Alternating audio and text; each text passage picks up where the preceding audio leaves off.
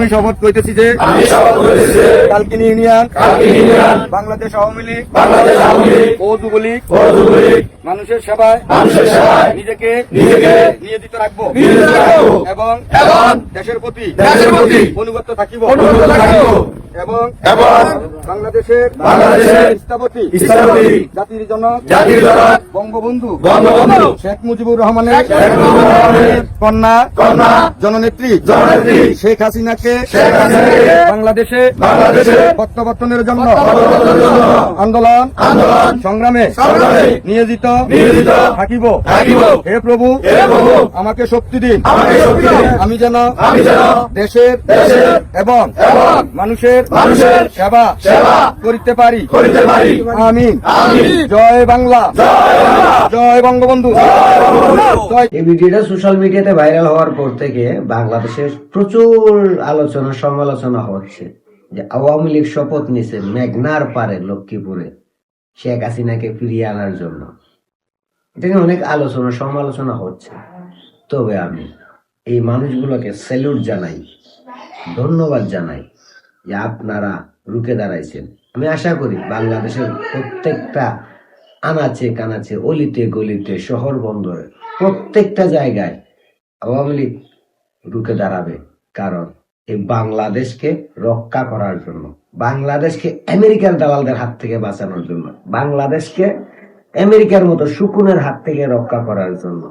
কারণ বর্তমান বাংলাদেশ আমেরিকার গোলাম, আর এই আমেরিকার গোলামের হাত থেকে রক্ষা করার জন্য আওয়ামী লীগকে ঘুরে দাঁড়াতেই হবে, শপথ নিতেই হবে শেখ হাসিনাকে দেশে ফিরানোর জন্য।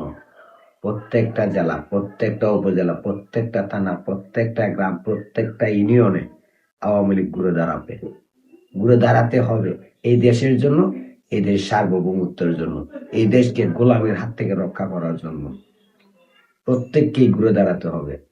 আর বাংলাদেশের সাধারণ মানুষকে বলবো, আপনারাও রুখে দাঁড়ান এই বাংলাদেশকে আমেরিকার হাত থেকে রক্ষা করার জন্য, পাকিস্তানি দালালদের হাত থেকে রক্ষা করার, রাজাকারদের হাত থেকে রক্ষা করার জন্য। কারণ আপনারা নিশ্চয়ই দেখতে পাইতেছেন নির্বাচনের পর জাতীয় সংসদ এখন আর জাতীয় সংসদ নেই, সেটা এখন জাতীয় চিড়িয়াখানা হয়ে গেছে, সেটা এখন জাতীয় সার্কেস হয়ে গেছে, যেখানে নিজেদের স্বার্থ নিয়ে লড়াই চলে, হাসি ঠাট্টা মস্কারা চলে, সাধারণ জনগণের কথা হয় না, সাধারণ মানুষের কথা হয় না, দেশের সার্বভৌমত্ব রক্ষার কথা হয় না।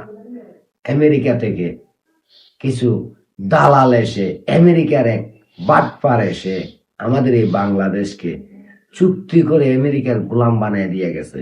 আর এই গোলামের হাত থেকে রক্ষা করার জন্য অবশ্যই আওয়ামী লীগকে ঘুরে দাঁড়াইতে হবে 1971 সালের মতো।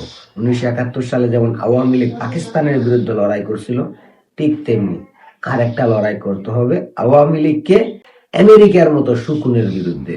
যে শকুন একবার যদি দেশে এসে পাড়া দিতে পারে, তাহলে এই দেশ সিরিয়া, লিবিয়া, আফগানিস্তান, ইরাকের মতো হবে।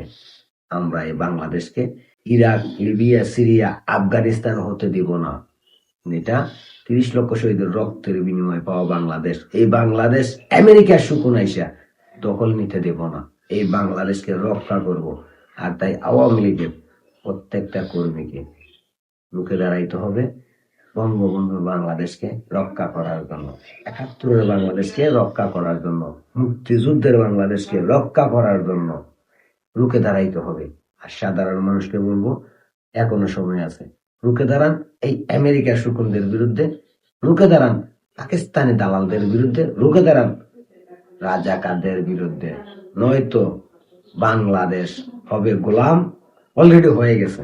সেই গোলামি থেকে মুক্তি পাওয়ার জন্য প্রত্যেককেই রুখে দাঁড়াইতে হবে।